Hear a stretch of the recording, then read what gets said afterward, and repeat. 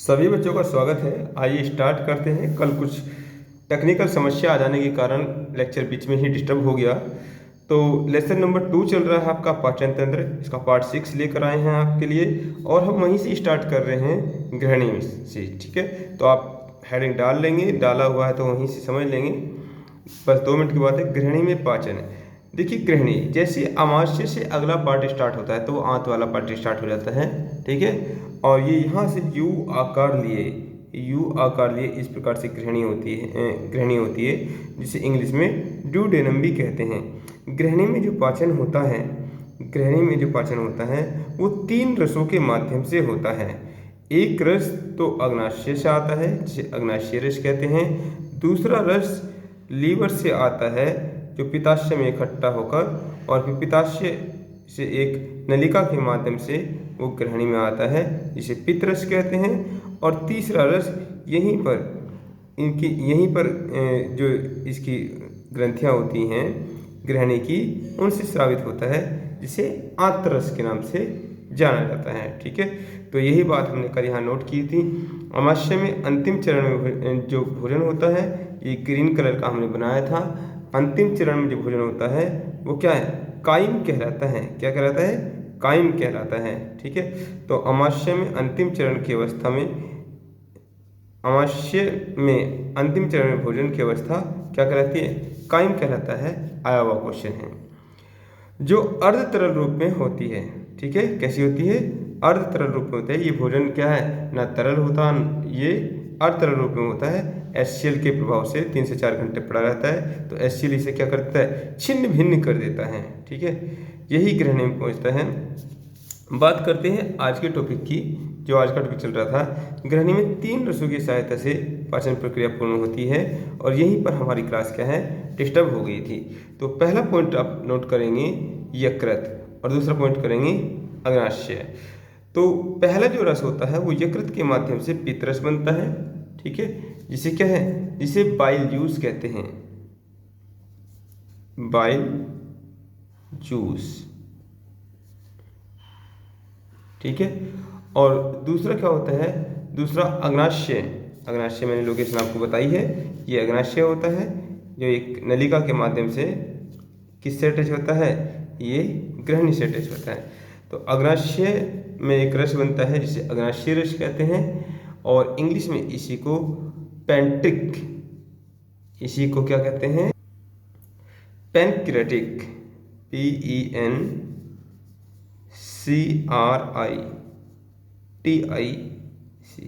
Pancreatic juice.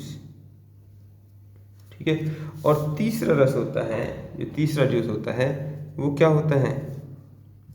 वो होता है आंत्र की दीवारों से। जो आंत्र होती है, आंत्र की दीवार से निकलता है, यानी कि इसकी ग्रंथियों से। बाद में इसको समझाएंगे। ये क्या कहलाता है? ये आंत्र रस कहलाता है। क्या कहलाता है? आंत्र रस।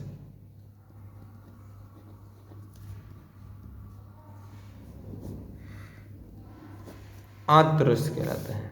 ठीक है, इंटेस्टाइन जूस बोल सकते हैं। आंत्र को इंटेस्टाइन बोलते हैं, इंटेस्टाइन जूस बोल सकते हैं। ठीक है, तो आइए स्टेप बाय स्टेप इन सभी चीज़ों को देखते हैं। सबसे पहले बात करेंगे यकृत में बने पित्त रस की। सबसे पहले बात करेंगे पित्त रस की। ये पित्त रस कैसे कायम को क्या करेगा? ये पचाएगा। ठीक है, सबसे पहले बात करेंगे पित्त रस की। तो हेडिंग डाल लीजिए पित्त रस। तो इसमें हल्का सा आप नोट कर लीजिए, गृहिणी में पहुंचते ही अब नोट करेंगे गृहिणी में कायम। गृहिणी में कायम के पहुंचते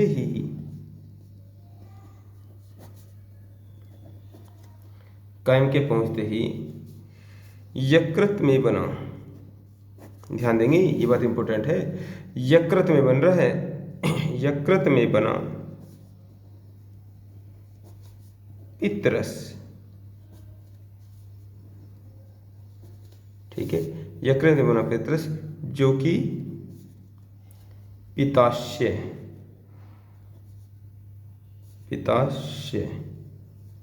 गॉल ब्लैडर में इकट्ठा होता है,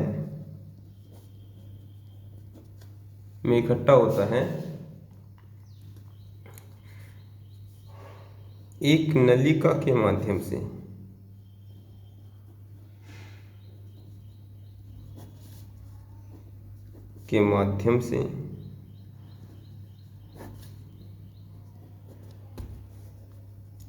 ग्रहणी में पहुंचता है।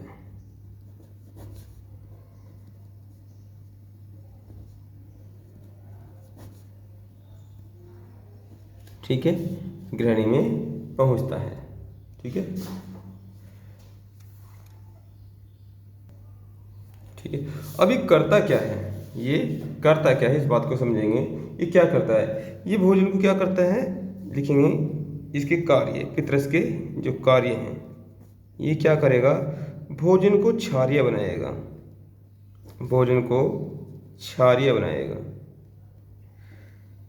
देखिए यदि हम देखें भोजन जैसे मुख में था तो मुख में भोजन कैसा था, हल पॉइंटों में बात करेंगे।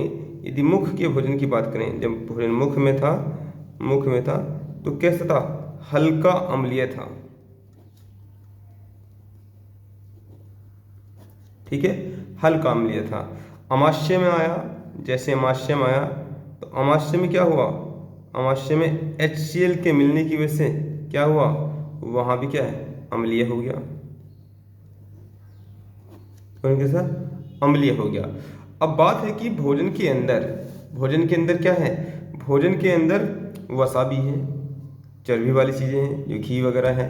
ठीक है, तो अब उसको पचाना है तो भोजन को क्या है, ये पितरस के माध्यम से भोजन क्षारीय बन जाएगा। ठीक है, क्या बन जाएगा, क्षारीय बन जाएगा। तो दूसरा सेकंड कार्य क्या हो जाएगा, सेकंड कार्य हो जाएगा इसको वसा में घुलनशील बनाना। सेकंड कार्य क्या हो जाएगा, वसा को जल में घुलनशील बनाना। भाई जब कोई चीज जल में घुलेगी तभी तो वो टूटेगी। आपको पहले ही पाचन तंत्र में कंडीशन बताई थी। पाचन तंत्र की कंडीशन क्या है, पाचन तंत्र की कंडीशन है कोई भी अंग, किसी भी जो हमारा भोज्य पदार्थ है उसको तभी पचाएगा जब क्या हो रहा होगा, जब उसमें जल और एंजाइम होंगे। तो बात करेंगे कि यहाँ पर एंजाइम है नहीं है, लेकिन जो वसा है, वसा जल में घुल ही नहीं पा रही है तो वो टूटेगी कैसे। ठीक है, तो वसा को जल में घुलनशील बनाने के लिए यकृत से पित्ताशय में और पित्ताशय से ग्रहणी में क्या पहुंचता है, वो पितरस पहुंचता है। ठीक है, पितरस पहुंचता है और ये भोजन को क्या बनाएगा, क्षारीय बनाएगा। ठीक है, क्षारीय बनने की वजह से, ठीक है, क्षारीय बनने की वजह से वसा क्या हो जाएगी, जल में घुल जाएगी। ठीक है, और नोट करके एक बात और लिखेंगे, नोट डाल लेंगे इसमें, ये जो प्रोसेस है, ये प्रोसेस क्या कहलाता है, इमल्सीकरण कहलाता है या पाइसीकरण कहलाता है। ठीक है, इमल्सीकरण या पाइसीकरण, इंग्लिश में बोलते हैं इम्यूनिफिकेशन। ठीक है, तो नोट करके लिखेंगे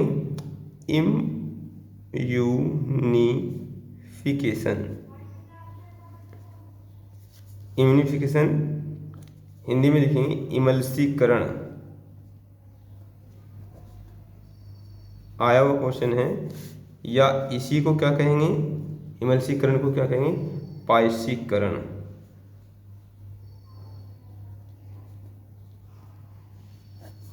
पाइसीकरण क्या है, वसा को जल में घुलनशील बनाना, वसा को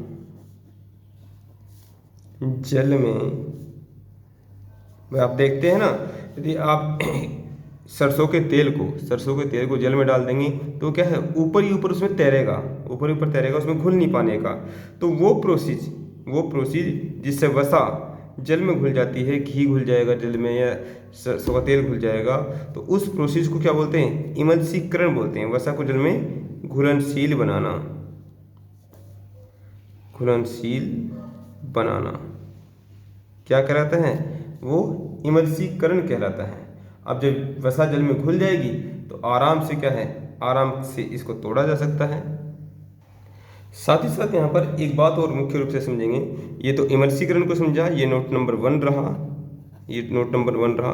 अब नोट नंबर 2 को समझेंगे। ठीक है, नोट नंबर 2 क्या है? इसमें क्या मुख्य बात है? जो पित्तरस होता है, जो पित्तरस होता है, इसमें क्या है? 2 वर्णक पाए जाते हैं, 2 वर्णक पाए जाते हैं। एक क्या है? ब्लूबिलिन और दूसरा क्या है? बिलवर्डिन। पित्तरस में 2 वर्णक पाए जाते हैं, ब्लूबिलिन और बिलवर्डिन। ये क्या होते हैं? पित्तरस तो क्या करता है? इमल्सीकरण प्रोसेस से वसा को जल में घुलनशील बनाता है, लेकिन पित्तरस में क्या है? 2 वर्णक होते हैं जो कि शरीर के लिए लाभदायक नहीं है, ब्लूबिलिन और बिलवर्डिन। इनका शरीर से बाहर निकलना बहुत जरूरी है, और वो किसके माध्यम से निकलते हैं? वो यकृत के माध्यम से निकलते हैं। यदि शरीर से बाहर नहीं निकलेंगे तो ये ब्लड के अंदर ही क्या है? मिल जाएंगे, और जो क्या है? पीलिया को जन्म देता है। और पीलिया सबसे खतरनाक बीमारियों में से एक बीमारी है, और कहते हैं जो काला पीलिया होता है उसमें तो बचना व्यक्ति का इम्पॉसिबल है। तो इस बात को भी आप नोट करेंगे, लिखेंगे। पित्तरस में 2 वर्णक पिगमेंट्स बोलते हैं पाए जाते हैं।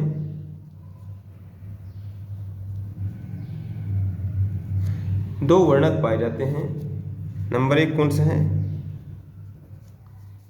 Bilirubin, bilirubin. और नंबर 2 है बिलवर्डिन।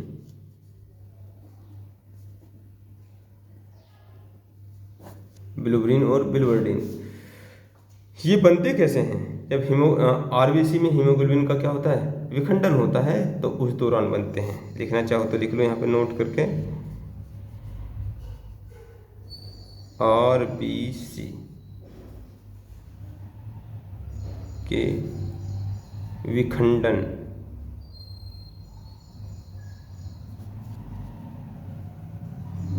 के फलस्वरूप बनते हैं। ठीक है, आरबीसी क्या होता है? रेड ब्लड सेल्स है। ब्लड वाले चैप्टर में अच्छी तरीके से आपको पढ़ाएंगे। ठीक है, आरबीसी का क्या होता है? जो आरबीसी का जो लाइफ पीरियड है, आरबीसी का जो लाइफ पीरियड है वो 120 दिन का होता है। तो 120 दिन बाद आरबीसी को क्या है? विखंडित होना पड़ता है। ये प्रोसेस है बॉडी का, आगे चल के आपको अच्छी तरीके से समझ में आएगा। तो उस दौरान क्या होता है? उस विखंडन के दौरान क्या होता है?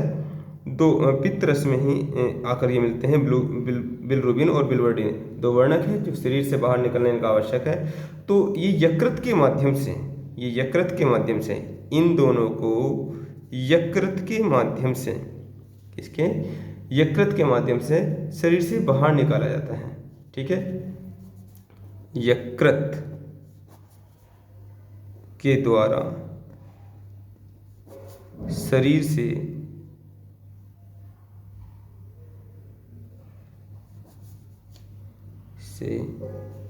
बाहर किया जाता है, शरीर से बाहर किया जाता है।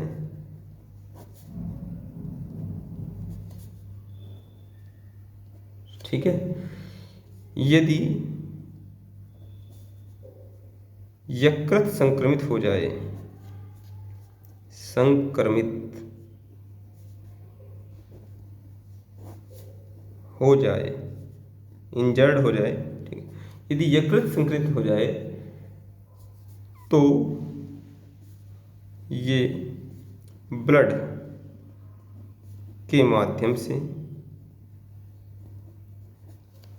ब्लड के माध्यम से शरीर में फैल जाते हैं।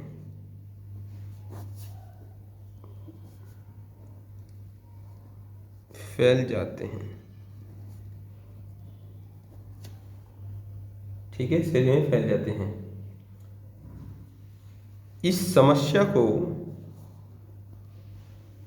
इस समस्या को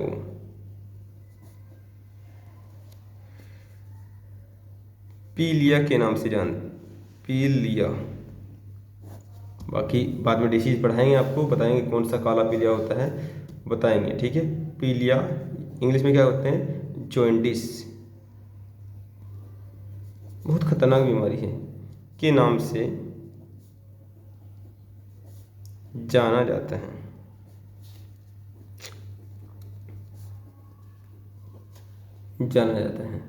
ठीक है, चलिए ये टॉपिक कंप्लीट हुआ।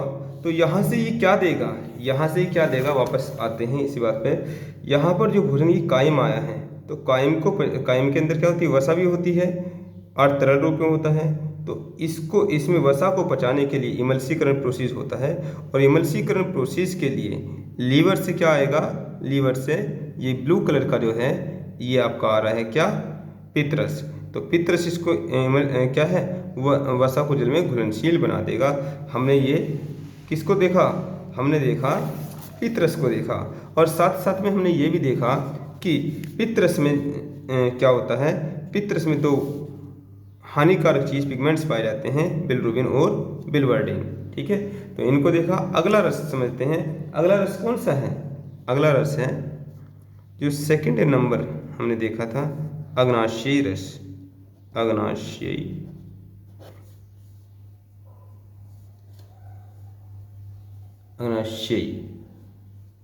रस। तो अग्नाशयी रस कहाँ से आएगा, अग्नाशय से आएगा। कहाँ से आएगा, अग्नाशय। कहाँ से आएगा, अग्नाशय आएगा। तो जैसे कि हमने डायग्राम पहले बनाया था, इस डायग्राम को बना लेते हैं। ये क्या है, ये आपका ये छोटी आंत का पहला टर्न है, छोटी आंत का पहला टर्न है। और यहीं पर क्या है, यहीं पर इस प्रकार से पत्ती की जैसी संरचना में क्या जुड़ा होता है, अग्नाशय जुड़ा होता है। क्या जुड़ा होता है, अग्नाशय। और अग्नाशय में यहाँ पर कुछ ग्रंथियाँ होती हैं, इन ग्रंथियों से कुछ रस का सिक्रेशन होता है, ठीक है। ये रस का सिक्रेशन होता है जो क्या कहलाता है, अग्नाशयी रस कहलाता है। इन ग्रंथियों को, जो ये ग्रंथियाँ हैं ये ब्लैक कलर की बनाई हैं, इनको एसिनस कोशिका कहते हैं, ठीक है। एसिनस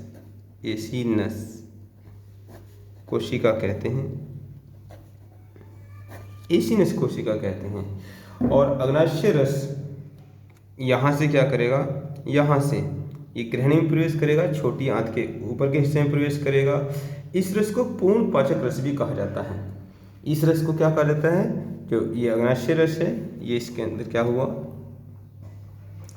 ये अग्नाशयी रस हुआ, अग्नाशय रस। इसको पूर्ण पाचक रस कहते हैं। क्या कहते हैं, पूर्ण पाचक रस। इसको पूर्ण पाचक रस कहते हैं। जूस तो आपने बहुत पिए होंगे, गन्ने का जूस, मौसमी का जूस, अनार का जूस, केले का जूस, बनाना शेक जिसको बोलते हैं।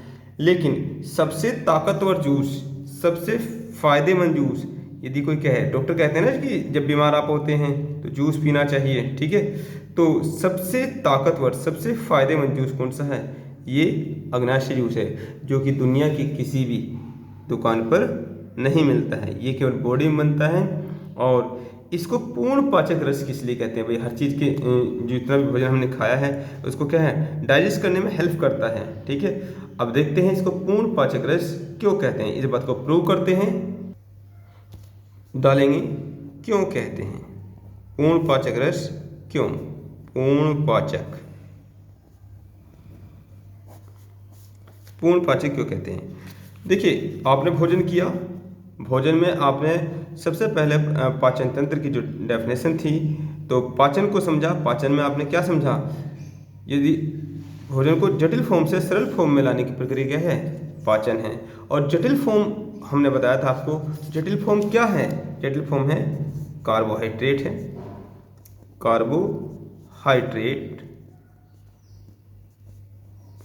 कार्बोहाइड्रेट, दूसरा क्या है, दूसरा वसा है,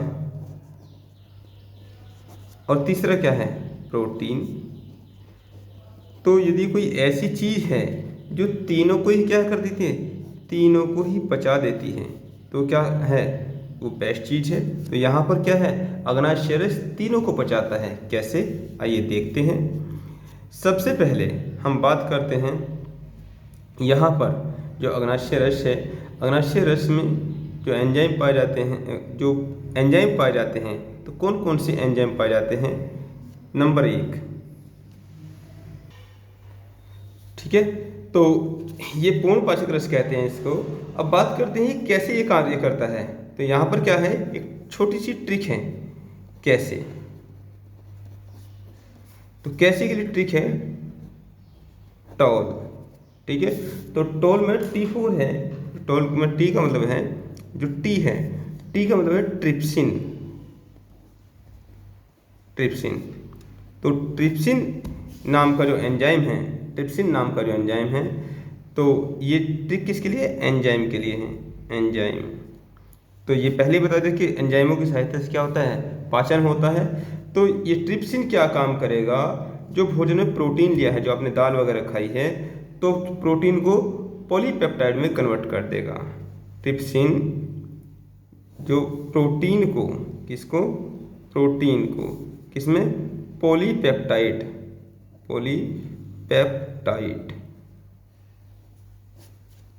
अभी अमीनो अम्ल नहीं बनाया है, लेकिन प्रोटीन को तोड़ा तो है, ठीक है। दूसरी बात, जो आपका ए है, ए इक्वल टू एमाइलेज।